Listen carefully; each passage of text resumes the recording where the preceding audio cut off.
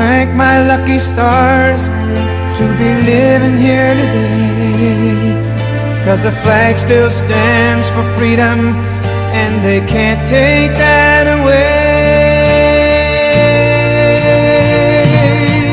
You're listening to Wild About Liberty on KXEX 1550, where we discuss the importance of our liberty and how to preserve it. Now, here's your host, Terry Wild. Thank you so much for tuning in. We have a really good show today. Some people that know a lot about what's going on in the schools. And we have Bill Scott. You've been involved in a number of things locally here in Fresno County, and we're going to hear from Bill. We have our call-in guest on Zoom, Dale Brune. You've been involved in the school amendment, school choice amendment for a long time. We can't wait to hear what you're doing for the next round. We did a valiant effort in the last election, but we didn't make it. So we'll be hearing from you. And then our other guest is Doug Hauser. And so the show basically today is centered around what they're doing to help us get an option for the school situation that really basically is about parental rights and making sure the parents have control over their kids. So welcome to the show. Bill, why don't you give us a little background on you and what you do here in Fresno County?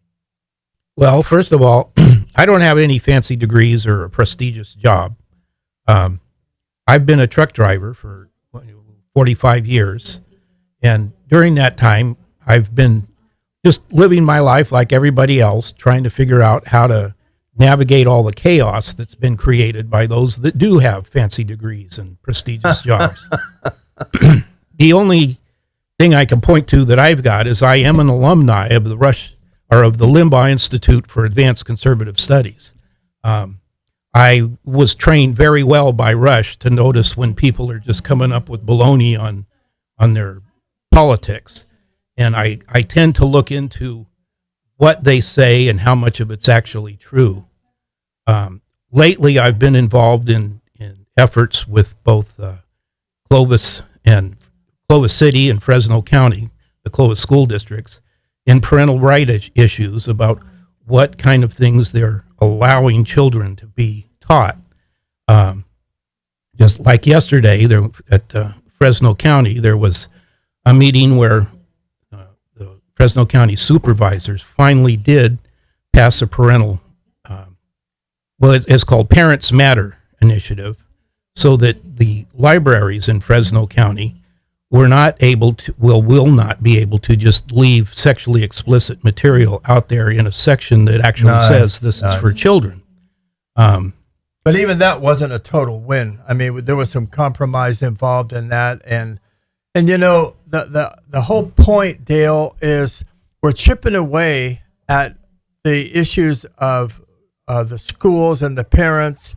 But what you guys have come up with is a masterstroke to really help us win. Why don't you tell the audience a little bit about yourself and your involvement in the school choice initiative? Okay, my name is Dale Broom, and myself and Doug Hauser have been working for a long time now on trying to get a school choice ballot initiative passed in this state. We started actually probably almost 4 to 6 years ago working on this with other people. But we tried passing a ballot initiative by collecting enough signatures to get it on the ballot back in 2021, but we're not successful in getting it qualified. And so we have been trying to we redrafted the initiative and have submitted it back to the state for title and summary with the hope that we can get this on for 2024. However, we've run into some snags in our process of getting a school choice ballot initiative. It's entitled, first of all, the name of the initiative is called the CEO Act, which stands for Children's Educational Opportunity Act. So it basically, we've submitted this to the state, but there was a lot of delays and some problems that we had working with the Legislative Analyst's Office. And it looks like that we're probably not going to be able to get this on for 2024. We're probably going to have to shoot for 2026. So basically, this is an education savings account type ballot initiative that we're trying to get on the ballot, where parents could get an equal share of Prop 98 funds for their child's education, which is about 17 grand a year. And with that, they can go to enroll their child in a private school, either for in-class learning or for home-based education, and use those funds to cover not only tuition, but also other educational expenses. And that money would be funded into their account each year, as long as they remain enrolled in the program, and they can save it up. Whatever's not used each year, they can save it up and use it for future educational expenses, including more expensive high school. High school is typically more expensive than the K through 8th grades of education. Interesting. But also can be used for college or vocational training or trade school, that type of thing. So, yeah. Well, there's so many people interested in this here now. We got a good level of support the last time, but it's even increased now. And one of my goals for this program is to connect you with people here, including Bill, that want to take action that matters, that will actually result in overcoming this oppressive regime that are controlling our kids, that are denying our parental rights. So two of those people couldn't be on the program today. So I'm going to try and talk you into rescheduling another program on the same subject with them present as well, because they have a lot of questions, and they're prominent leaders in the educational area of.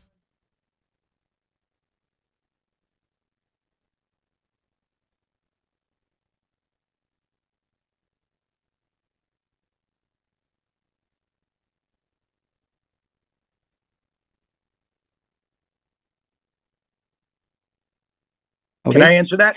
Oh, why don't you go ahead and answer that? Go ahead. Okay. Hi. By the way, I'm Doug Hauser. I'm the guy with the fancy degrees, I guess. I have degrees in math and biology. I was a career scientist doing biomedical research, published author in several different areas, worked at City of Hope National Medical Center and USC School of Medicine. But in my long and checkered career, I've been a professional musician. I have caddied pro golf. I've done a whole bunch of things, worked the factory floor as a mechanical inspector, just done a variety of things. So the difference is a voucher basically comes under the heading of you use it or you lose it. If you get a $17,000 voucher and you send your kid to a private school that costs $10,000 a year, you lose the other $7,000. Next year, you get another $17,000. And if you send them to school again for $10,000, you lose the other $7,000. With our program, this is not a voucher. It is a savings account, an educational savings account. So that encourages parents to shop around for the best educational deal for their child. If you send your child, if you get a $17,000 voucher and you send your child to a school that costs $10,000 a year, you're saving $7,000 for their future education. For like Dale said, sometimes high school is more expensive, but especially for college. In the course of a K through 12 career, 13 years, if you can save just $3,000 or $4,000 out of that per year, out of that 17,000, and it will go up. We know the government never spends less money; they always spend more money. So it'll probably the amount will go per pupil will go up. But you've saved $35,000 to $40,000 by the time you're done. That is a significant contribution to a child's college education. Eat your heart out, Bernie Sanders. We can cut into college costs without increasing taxes at all.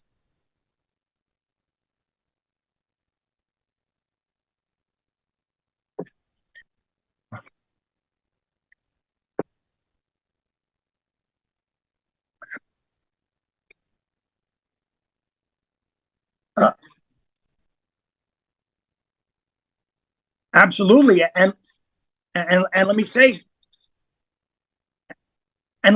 our problem the last time around was it was very difficult to get the message out to people. We basically worked with all volunteers and a very small budget, and our our experience is that upwards of 90% of people, when they hear the idea, they go, that's a great idea, I'll sign. Even people who say, oh, my kids are all grown up, this doesn't really affect me. When I say, I want you to think about a poor kid in a failing school district, does that kid's future matter to you? Everybody goes, well, yeah, it actually does. And I go, that's who this is for. The poor kid in the failing school district, this gives them a way out.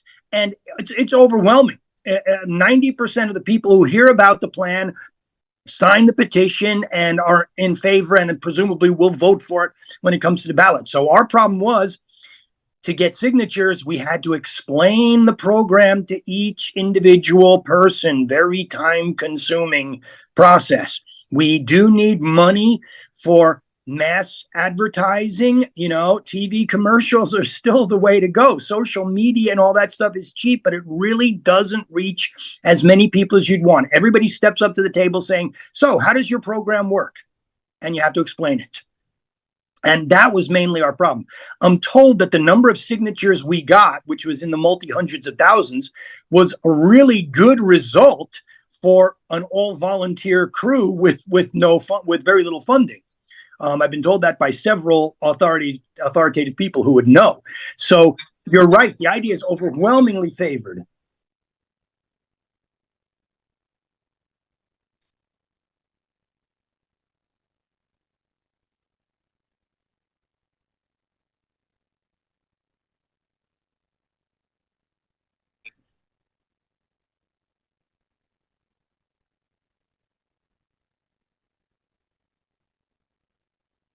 Yeah. And I think Dale has some stats on the costs of private schools in California. We've been reviewing the average tuition and actually the range and the medians for the private schools tuitions for 2023-24 school year.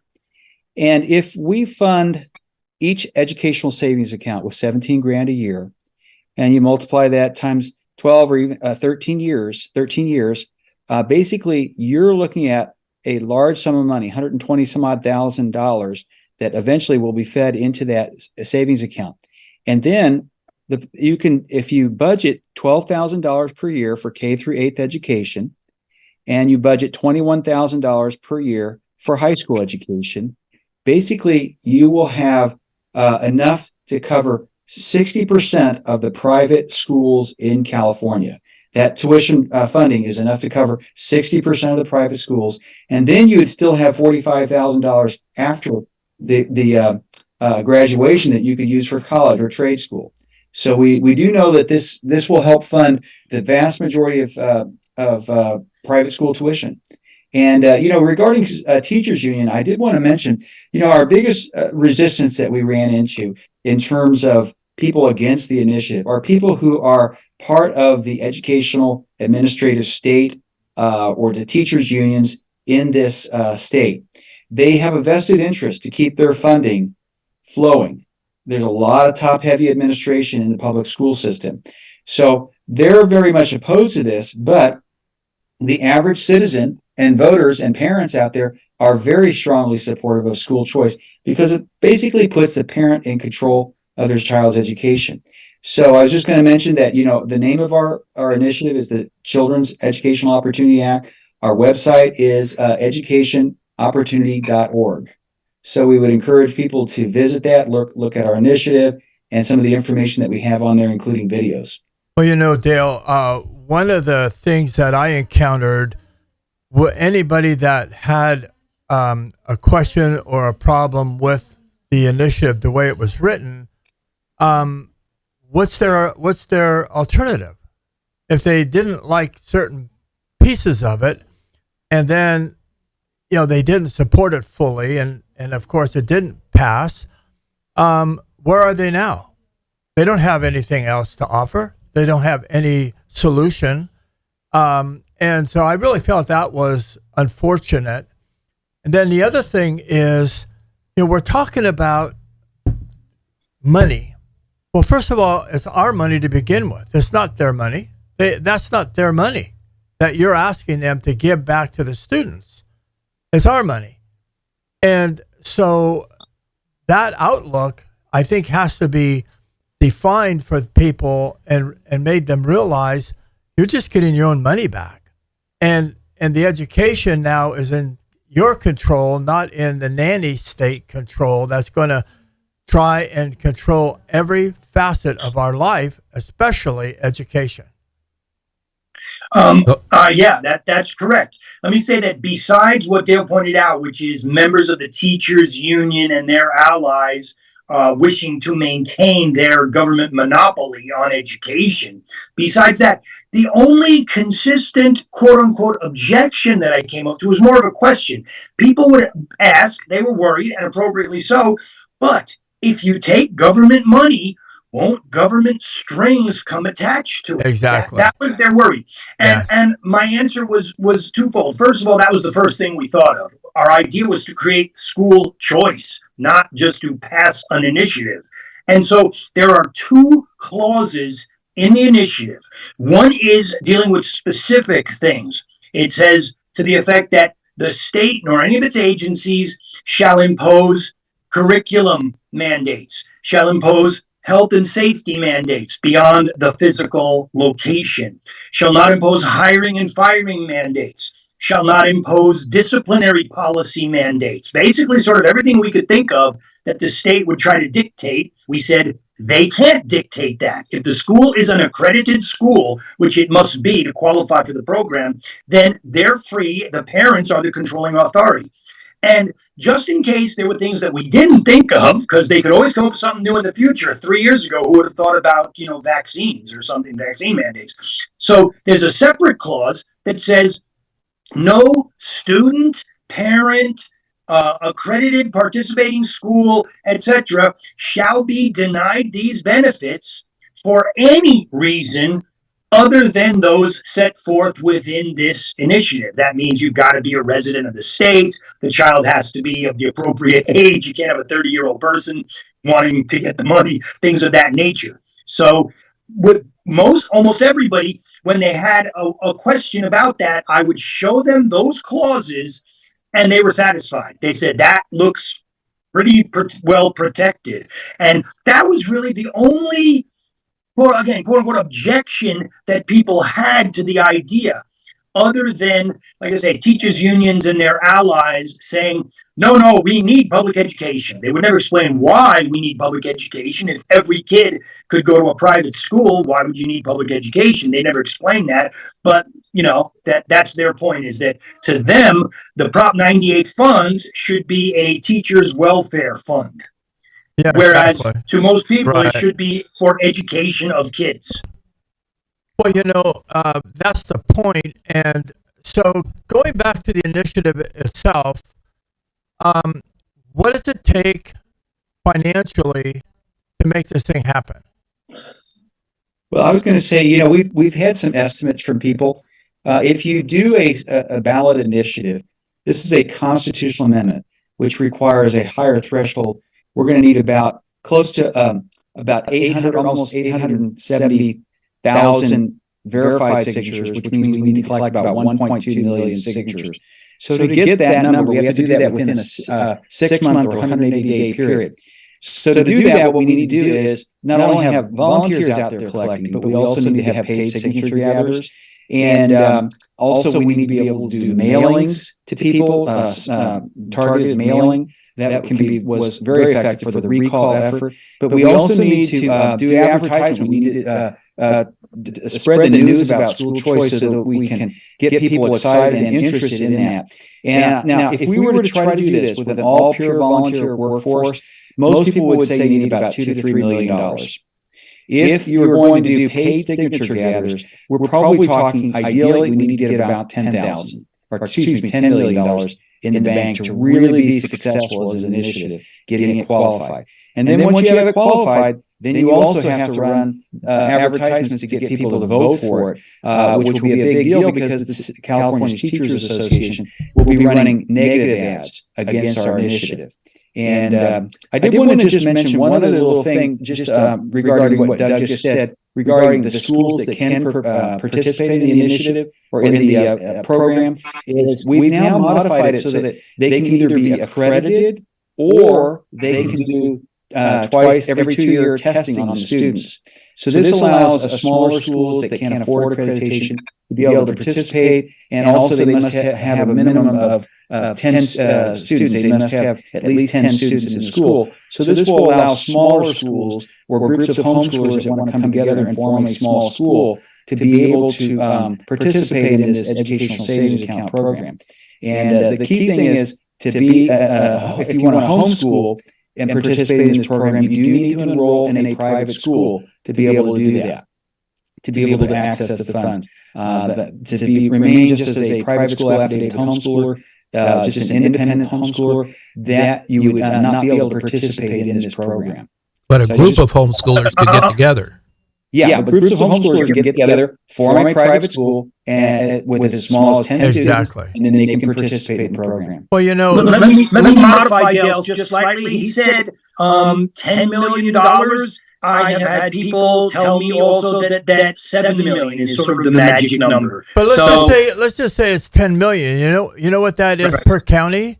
It's 175,000 per county. That's not an outrageous number. So if we can raise $175,000 for all the counties involved in California, you have your 10 million.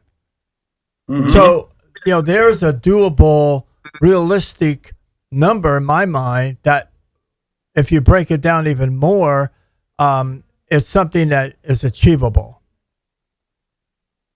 So it's aided by the fact that the idea is so intuitively appealing to people. Well, and most people, let me tell you also, when you tell them that each kid's share of what is currently being spent is $17,000, you get a lot of raised eyebrows. People are shocked at that amount of money. They have no idea how much is being spent. If you ask the average person, how much do you think California spends per year on K-12 education? They think into their minds of the biggest number they can think of, and they go, $100 million. And then you tell them, well, it's actually over 1,000 times that much. It's more than $100 billion. And people are shocked at that much money. Of our money. Yep. But look at this last one. It has taught me a lesson because I was involved in it. I was very enthusiastic about it. And so it didn't go through.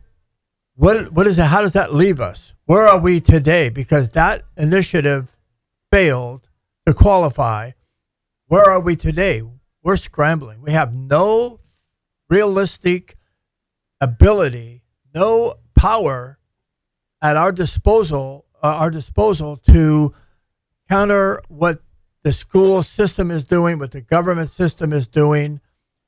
And so it didn't go because enough people didn't get behind it. We weren't able to take it across the finish line. And now look at us. So are we going to do this again? Bill, it's like how many times you want to get hit over the head before you start wanting to protect yourself and do something. Well, yeah. A lot of it is overcoming what you were talking about, the California Teachers Association's unlimited advertising for their point of view. One of the biggest things I think we need to point out is the last I heard is California is spending $22,000 a year to educate a kid. And they're saying that if we take money from all sources. Yes. But they're saying if we take out $17,000, they're going to lose all their money.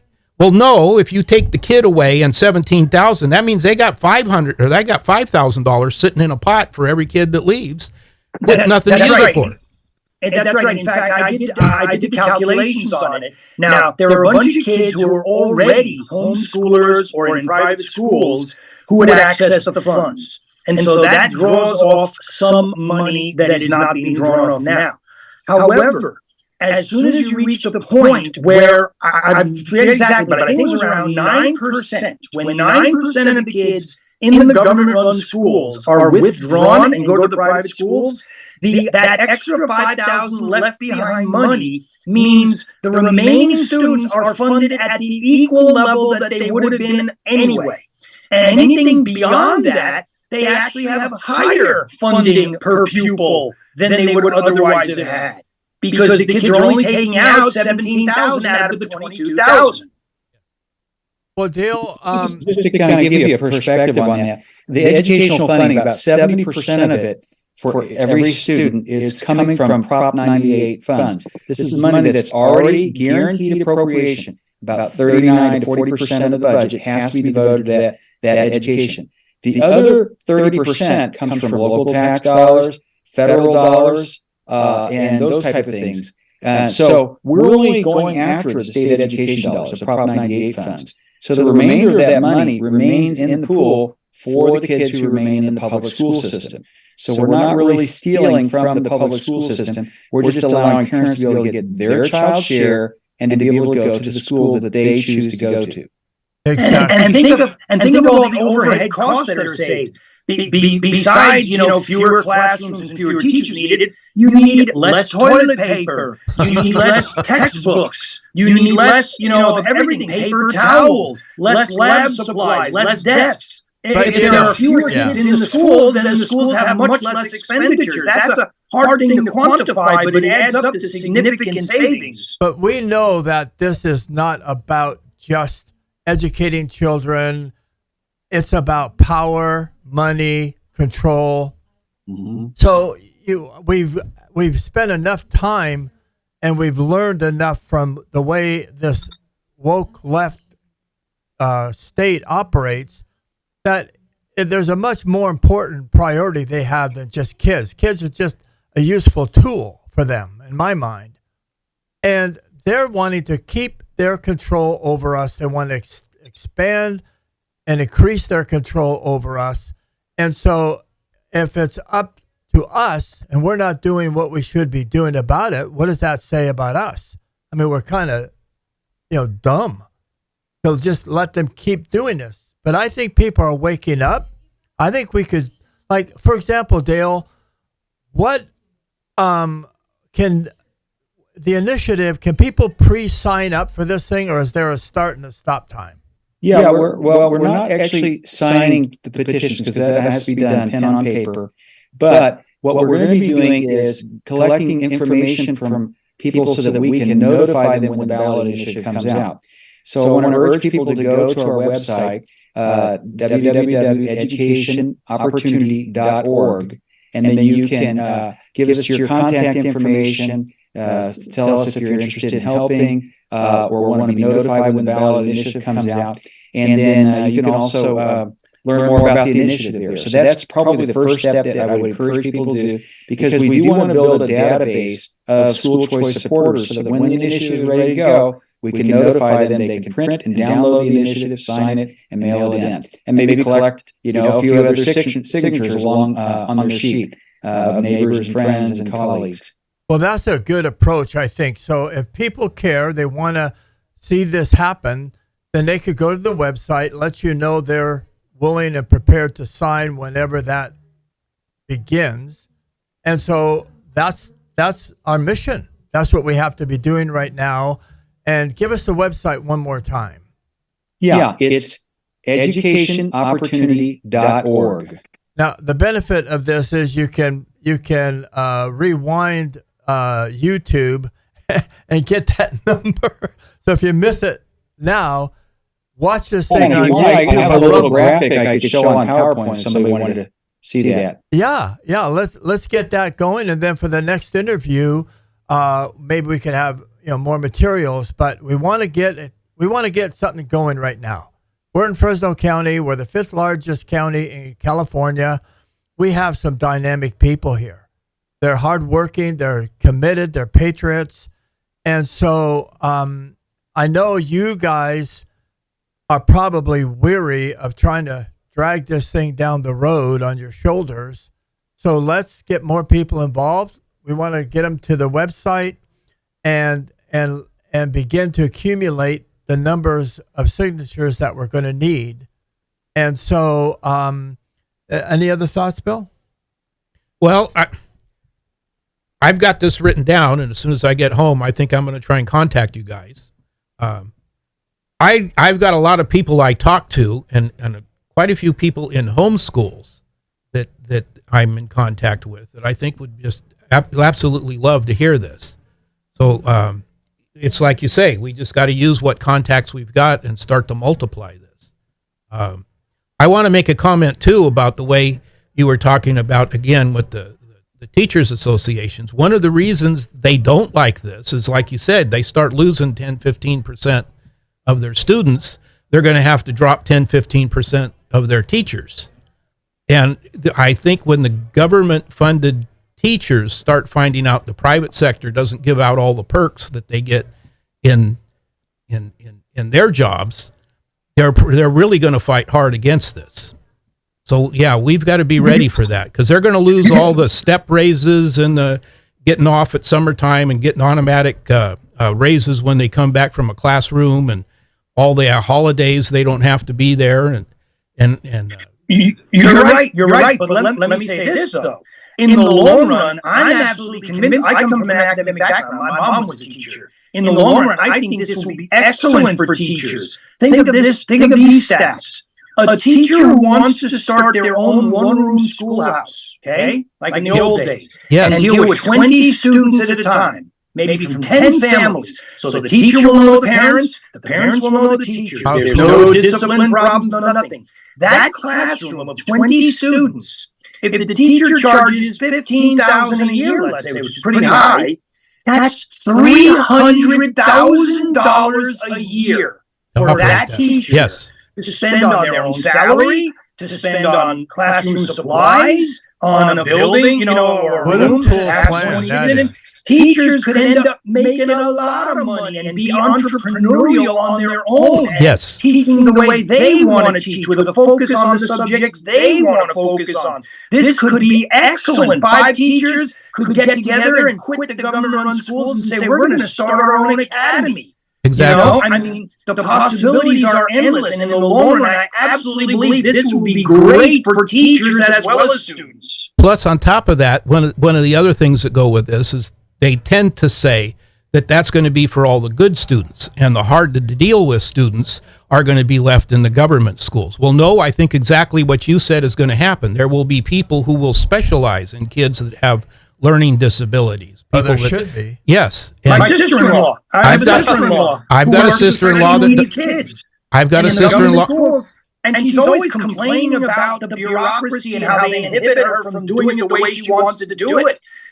She could start her own school. I'm sure there'll be plenty of people like that. My sister-in-law deals with people that have learning disabilities, and she was working with the government, and she did exactly that. She started her own business, and now she can do what she wants when she wants, and she's got people screaming to come. They want to come to her. Now, if they had the funding, look at what would happen. Yes. She couldn't handle it all.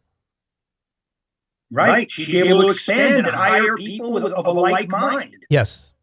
So how do you envision this working statewide? Do you have a plan, and how do people get involved? What are some of the things you need them to do? Well, I would say that the big thing that we need is contact information. So, and then we're going to need to organize volunteers to go out and collect signatures. But one of the things, there's more that we need to do at this point too. We need to also raise funds so they can donate. Or if they know some foundations that would be interested in supporting this initiative, please put us, contact us and let us know. But we do need to organize volunteers. But the big thing right now, as we approach trying to shoot for 2026, is raising funds. So that's one of the big things that we need to do. And if they would like to serve as like a, for instance, Doug has proposed that we have city chairs. The city that you live in. I'm going to be responsible for the city of Fresno. And I'm going to reach out to churches, private schools. I'm going to reach out to community leaders and parents and say, hey, we're going to have these ballot initiatives that are going to be becoming available at this point. We want to get these out and start collecting signatures. Could each of these organizations form a team to go out once, twice a month, or whatever, to collect signatures during this time period? And so a city chair would be tremendous if you're interested in serving as a city chair, or if you're in a smaller community where you just have a big, county. You could be a county chair, but we think it's probably best done at the city level, because running a county chair, we tried doing this for the last time. It's a big project. It is a big Just project. being responsible for your Yeah. city would be great. Now, what about the churches? If they want to apply this, is there any problem for them to use that funding to operate a school within the church? Well, any church can start a private school, Right. and they can participate in this program. And one of the things I like to tell pastors is that this is going to create more opportunities for kids to get a Christian education than any other thing that we can do in the state. And it's going to allow a proliferation of religious schools. I spoke with a guy who's very involved in synagogues up in the Sacramento area. And he was excited, and his rabbi was extremely excited about starting these private schools up there, getting more kids involved from their synagogues and going to these schools. So it's not just Christianity, it's any type of religious school could set up a private school affiliated with their church or synagogue or that type of thing. And pastors really need to get a vision for this, because this is going to give them an opportunity to have an input on those kids' lives and those families of those kids. Because once a kid starts going to a school, a Christian school associated with a church, there's a high likelihood they're going to start attending that church. Well, I would suggest this to the people that are listening. Talk to your pastors, talk to your churches, organize this with the idea that if we can get it through and get it passed, then you're free to take advantage of this funding. It will help the churches. It will provide quality Christian education. So let's get a plan going. Let's work within our community to give them the steps they have to take in order to qualify and put some numbers to it. Like we already have some numbers now for the funding. Right now, if you want to slide it one way or the other, we're looking at $175,000 needed as a minimum per county. So start with that, break that down. And, in Fresno County, we have 1,100,000 people here. So break that $150,000 down to doable numbers, and let's start getting the money coming in, and then start taking people's suggestions and ideas. I'm telling you, there's some smart people in our groups. They really have great ability to come up with solutions. And a lot of the people that are a part of Liberty Coalition, the group that I represent here, they're former teachers, principals, and educators. So they would want to be involved in the organizational side. And then you break it down to the groups that want to be a part of this. They have to come up with X funding, signatures, etc. So I'm excited. I really see this thing. If we can get enough people on board, we can make this happen. And whenever, if it isn't this cycle, then 2026, we make sure we can make it happen. I've done a lot of work in the African American community in LA and the Inglewood area and stuff. They love the idea. Yes. I have stories I could tell about it, but one stat will stand out, and that is that a survey was done, and as many as half of the African American parents will pull their kids out of the government-run schools at the first opportunity they get. Nice. So they know that their kids are getting screwed, pardon my French, and they know that education is the key to their kids' future. And we're talking about the church and religious schools. My guess is many of those African-American parents would send their child to a religious school. No. That's just off the top of my head, but I would guess that. But they know how important education is. I was at an event before the Super Bowl in LA a couple of years ago in Inglewood, and I'm just standing there. I didn't even have a table. I was just a white guy with a clipboard in my hand saying school choice, school choice. And every single person who stopped, and the crowd was like 90% African American, almost all probably Democrats, even, that shows how nonpartisan it is. Every single person who stopped and asked me, so how does this work? And I explained it to them, they signed the petition. Every single one. I got over 100 petitions, 100 signatures just standing there with a clipboard in my hand. Yes. That's how hungry people are for something of this nature. One thing about what you'd mentioned, and I'm sure you've already thought about this, that this would be attacked as giving money to churches. And I'm sure there's something in there that would say any of this money cannot go to the church. It would have to be in its own separate set of funding. Well, they start their own schools, right? Aside from the church. Schools, yeah, for Yes. the private schools. Right. And there's also the parents. The money doesn't go to the church. So the money Yes. goes into the parents' education Exactly. savings account in the child's name. Yes. The government is not sending the money to the church. Most of the private schools that have kids that are enrolled there, they have some type of tuition assistance for many of their parents to be able to let their children attend that school. They do lots of fundraisers. So, let me just tell you, a little bit of government funding helping to support these schools would really help these schools be sustainable and for a church to be able to operate a school.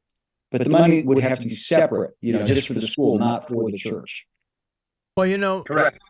my hope is that the people that are listening and watching us now will want to take action. They'll want to get involved. Again, I just keep going back to this idea. What's our choice now? We had a choice at the last election. We could have gotten this thing passed through. We would have had enormous influence over our lives, over our children. We would have had control, but it didn't happen because people wouldn't support it enough. Enough people wouldn't support it financially. Enough people didn't support it otherwise. But what are they doing? Part of what happened last time was that COVID hit. And we were trying to collect signatures during the pandemic, and people weren't out and about the way they usually are. That was just a circumstance beyond anybody's control that hindered us quite a lot, actually. So that was unfortunate. Hopefully that's in the rearview mirror and won't affect us this next time around. Well, when are you going to know whether it can be or can't be put on the 2024 ballot? Well, I checked with our leader. His name's Kevin McNamee. He's the mayor of Thousand Oaks. And basically, because we hit some snags with the legislative analyst's office, actually, we really kind of feel that they were working against us and did not notify us appropriately about some changes that had to be made in an appropriate amount of time. We've lost a significant amount of collection time for a 2024 race in order to get it on. We're down to almost 3 to 4 months of collecting signatures. We need a full 6 months to do our signature gathering. So we are going to probably be pulling this initiative for the 2024 election and resubmitting it so that we can get it on for the 2026 election. I know that's a big disappointment for a lot of people, but we just feel that we need a little bit more time to raise funds, to get organized, and also refine our initiative even further. And so that's our goal, is 2026. That's what we're looking at. Just the optimistic side of my nature. Yeah. What if somebody just said, I'll write a check? Could it go on? If somebody wrote us a check for $10 million, I think we could get this thing done and on the election. But it would need to be soon. Well, seriously speaking, I don't think that's beyond the realm of possibility. And so let's ask people giving money to campaigns all the time. Yeah. So if you're listening and you can write a check for a sizable amount, doesn't have to be 10 million, but something sizable, then think about doing that. Help us out. We need to fight back, because the longer we wait, the stronger they get. They're encroaching. And let me say that any person with future possible political aspirations that writes us a big check and helps get this over the finish line, that is going to be a real feather in their cap come when they do want to run for office, they're to be able to say, I'm the one who brought school choice. If the idea is popular now, imagine what it'll be after it's been in place for a year or two. There will be parents who will, want to poke you in the eye if you try to take that away from them. Once their kid is in a private school and thriving, people are not going to want to give it up, and they're going to look very positively on whoever helped to get it done. Well, we're winding down the program. We only have less than a little more than a minute left. So I want to take the opportunity to thank you, Dale, and to thank you, Doug, for all that you're doing. And I know this takes up a lot of time and emotional energy, and you're covering a lot of expenses that people wouldn't even think about. So we appreciate that you're even doing this. And I would say, let's find somebody with a big check, even if they have to do a drawdown. As the money comes in, they can draw that back into their account. But let's get involved and let's try and make this happen, whether it's now or 2026. Thank you for tuning in. Thank you guys for being on the program. Thank you. We're starting a publication called Christian News Magazine. You can go on our website at christiannewsmagazine.com and get the information. We're going to use that to get the word out and hopefully support this school choice program. Thanks for tuning in, and God bless you. Wild About Liberty. Thank you for listening to Wild About Liberty with Terry Wild, only on KXCX 1550.